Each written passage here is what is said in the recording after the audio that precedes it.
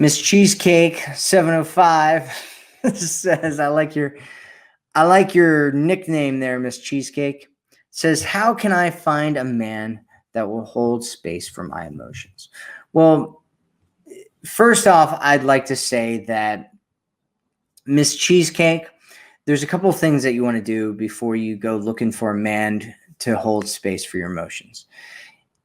First, my suggestion is that you find other people who will hold space for your emotions. Find a community of people that'll hold space for your emotions. If you want to do that, the best place to do that is some kind of personal growth program, because those people usually will hold space for whatever kind of emotions you want them to hold space for.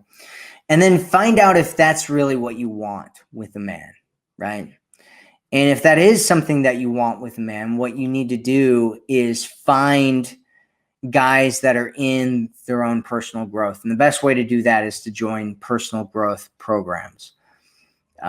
Seminars, go to workshops, join online communities, join programs where people are working on their personal growth. That is because those are the only kind of people, somebody who's developed themselves, somebody that's worked on themselves, those are the only kinds of people, specifically men, who are going to be able to hold space for your emotions. And my suggestion is to figure out whether that's actually what you really want and what kind of emotions you're trying to get to hold space for. Because it might be one of those things because sometimes when I talk to people, they come and they're like, I need a man to do this, right? But they don't realize that they're not really in a good space for a man to do that. And they need to do some healing on their own first, or they need to find another community to get those needs met first.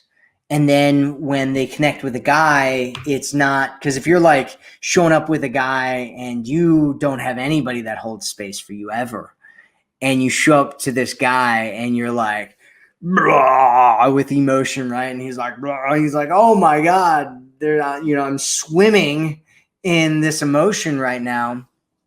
It might be very, very challenging for him to really hold that space for you. And so what you want to do is make sure that when you are coming to a man, that it's not just throwing your emotion onto him for him to hold space for it, and that he can get a taste of it at a time, and that you have other sources where you can go where people will hold space for you, and that you're healing yourself so that when a guy does have to hold space, it's not like, here's all of these crazy traumas that I've experienced my whole life and I haven't done any healing work on them at all. And so now I'm like throwing kitchen knives at you and yeah.